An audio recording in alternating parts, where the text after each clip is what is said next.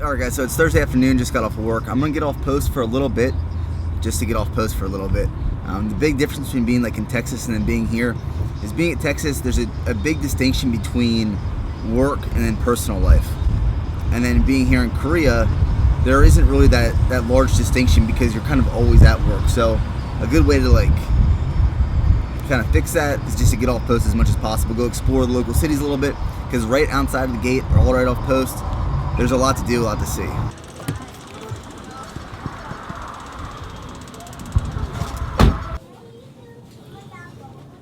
So I haven't talked about it much yet, but Soju is their choice of alcohol here. So it's kind of a mix between liquor and beer.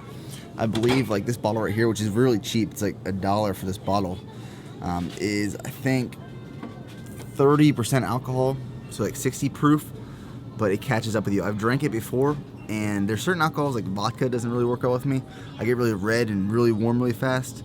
Soju kind of does the same thing, so I'm not a huge fan. So I have a story for you. This morning, I watched Private First Class Fuentes, one of my soldiers, absolutely dominate an MMA tournament here at Camp Casey. And when I first got to the platoon like 15 months ago, he was one of my first soldiers, and it was one of the first problems I had to deal with. And I asked him if I could bring this up in a video, and he was absolutely cool with it. So he's been at the unit for a few days, I've been at the unit for a few days, and he tries driving on post with an unregistered car, no insurance, no license, no title. He just buys his car from a sketchy dealer, and he gets busted driving on post.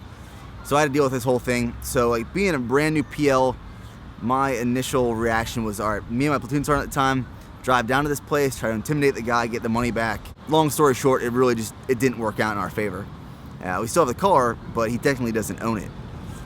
And about a month ago from today, so like over a year later, he made an Instagram post and he tagged me in it, just saying how thankful he was for the things I did and went out of my way for.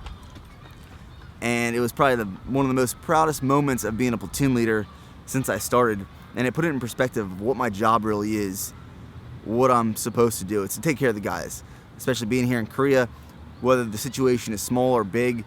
Take care of the guys and they will take care of you essentially. And it's one thing that I will transfer for sure into management and business and leadership and managing people, which essentially is what our job here is. But I kind of just want to tell that story because it was literally to this day top 3 proudest moments of my life, knowing that what I'm doing is making a larger impact on people than on myself. So when I was coming here, I expected Korea to be so much different. I expected there to be a huge distinction between America and South Korea. And I mean there is in certain aspects, but like right now just walking around, I feel like I'm in America. Like I really don't feel too much different, especially like going to Itaewon and Seoul like I was last weekend and 2 videos ago. Itaewon is so Americanized. Like there's American restaurants, a lot of the menus are in English, and a lot of the foods are imported from America. So I'll probably go there this weekend, but I'm just saying, like, coming to South Korea, I expected it to be so much more different than it really is. I almost feel like I'm back in the States at some points. But then again, there's some times when cabs won't pick me up because I am American. We've experienced that in Seoul, and then I feel like I'm not in America anymore. I'm trying to find a cab, go back to Camp Casey, and then hit the gym.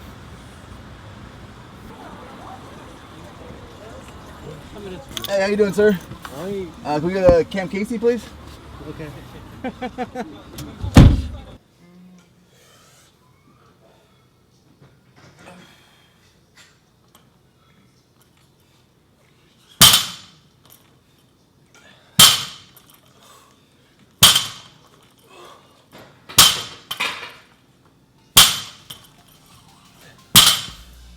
Alright guys, so what you're seeing right here is a deadlift focused back workout tonight. Now for the longest time, ever since I started deadlifting like 3 years ago, I've pulled from a sumo position. It's just been more comfortable for me, and when I first started deadlifting, it's just what came natural after trying the different variations. And over time, I've slowly incorporated more conventional pulls into my programming, so when I do my max effort days, they were always sumo focused, but after that I would do volume work with conventional at 75 to 80% for like 8 to 10 reps. And then as I slowly started doing more of them, they felt more natural, and I'm at the point now where conventional feels better than sumo used to. I think the main reason is that the plates they have here in Korea, the 45-pound rubber plates, The diameter of them is a little smaller than your typical 45-pound iron plates you find like back in the States, the plates that I'm used to training with all the time.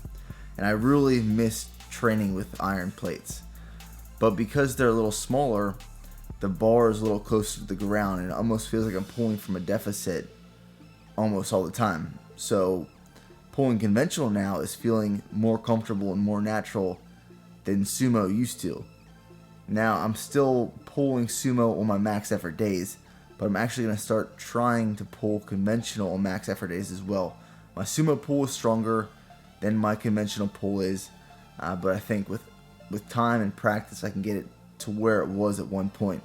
Now I think the biggest thing that also has helped my deadlift over time, and I see this in my brother's videos, is when he pulls conventional, a lot of people do, their hips shoot up first and then they almost muscle the weight up and they're not pulling the slack out of the bar. When I really focused on pulling the slack out of the bar on the deadlift, that's when my hips, my knees, everything was in sync. All my motor units and patterns were in sync and everything shot up at once.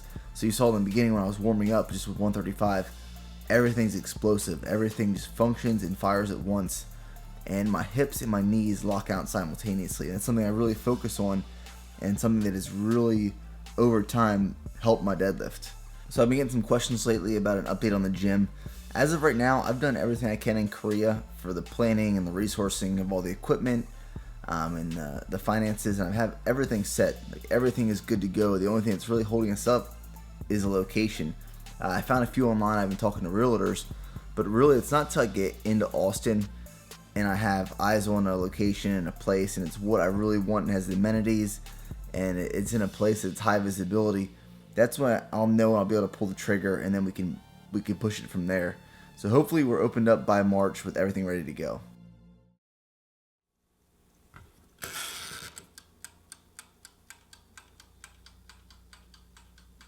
Alright guys, so today is a platoon range day, which rarely happens. Usually it's like a range at a company or battalion level, like in this unit at least. The best part about range days too is you don't have to wear like the full top uniform, which like I didn't rarely ever wear in the field when we were back at Fort Hood. You get to wear these combat shirts, which are just a lot more comfortable, especially when you're wearing like full kit. So this is what we're wearing today. So this morning woke up at 214.8. As you can see, like the last week, my weight has dropped a little less than a pound. I might make an adjustment in macros next week just based off of progress so far. Breakfast this morning before hitting the range, right now it's like 5:30 a.m. Overnight oats with a crushed up Nature Valley oats and honey granola bar, and then one banana just slivered in there. For this one, I bought some new protein last night. Dimetized ISO 100, the gourmet chocolate. Now I had the Optimum Nutrition chocolate before this one, and it just wasn't that good for overnight oats. Ordered something online here, so I'll have some protein coming in here soon.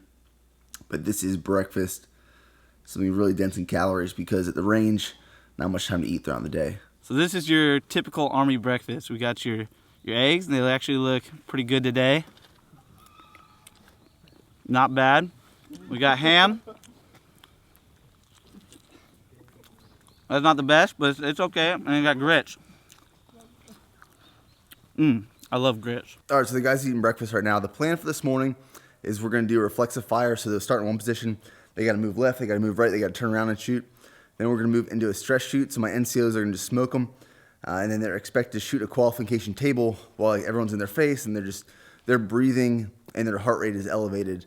Then after that, we're going to do a team live fire. And then just shoot the rest of the ammo. We have like 6,600 rounds here at 5.56 just for the M4. And we're just going to use it all.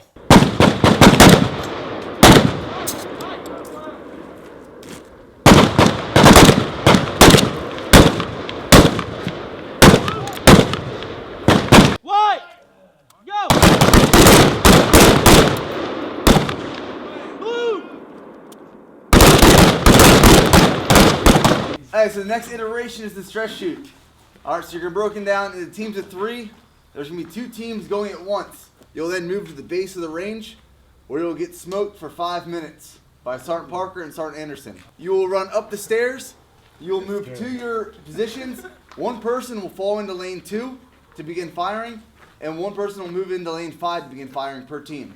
Alright, so the way you're firing is you have 20 rounds to shoot 20 targets. and then after that you rotate out. So everyone on each team will fire twice. Quit! Better not quit! Make my way! Push! Make it! Slower! Go parallel! Oh, fucking way! That's what I'm talking about! So we're here at the range doing a stress shoot. We all just got done shooting, and our LT, Lieutenant Bear, decided that it was going to be their turn to get smoked. Him and squad leader Sergeant Parker, Sergeant Anderson, boys cracking. We just got done yelling at them a little bit. They had to, they got smoked down there for about 5 minutes, and then they came up here, carried some water cans. They did laps while they were taking turns shooting at pop-up targets. So it was good. I hope they got smoked. They got a weak cart.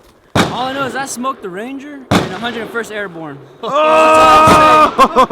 Alright, so this is what I ended up bringing to the range for lunch today. This is just like 12 ounces of russet potato, 8 ounces of chicken, and then one serving is like 128 grams of fat-free refried beans, and then just some Mrs. Dash seasoning on there.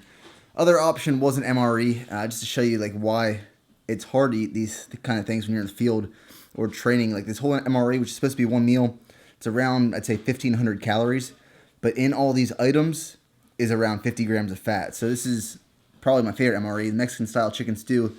These are like combos it comes with. It comes with Reese's Pieces. A lot of the MREs come with just like regular American candies. Vegetable crackers, just like an orange flavored juice mix. Just throw it in your canteen with some water. And then the main entree, which is the chicken stew, actually has a decent amount of protein, 23 grams for the meal itself. And then this is the cheese spread, which I'm really not a fan of, but it has like 20 grams of fat alone. So if you have the opportunity to just pack your own food, it makes it a whole lot easier to track macros, especially when you're dieting. Alright guys, back from the range. About to head back into work because I have staff duty tonight, so I have to work until 9:30 a.m. tomorrow. But today's my off day from the gym, and we didn't do PT because we left for the range so early. So what ended up happening, I don't know if you guys picked up on it, is we put all the guys through like the stress shoot, and we absolutely smoked them. Like, these guys were sucking. There were a few guys that actually ended up throwing up from the workout. And one of them was like, "Hey sir, you should do it and let us smoke you." And I was like, "Alright, whatever." So it was me and two of my squad leaders, while all the privates, everyone else, got in our face and smoked us. We were like, for 5 minutes, no rank, do whatever you want. And then after 5 minutes, after the event was over, back in play. But it was good. They kicked my ass. They smoked me. So that's the video, guys. Hope you enjoyed this one. Tomorrow, I'm heading into Seoul after staff duty. That's a plan, at least, depending if I get a little bit of sleep tonight. So I will talk to you guys in the next video.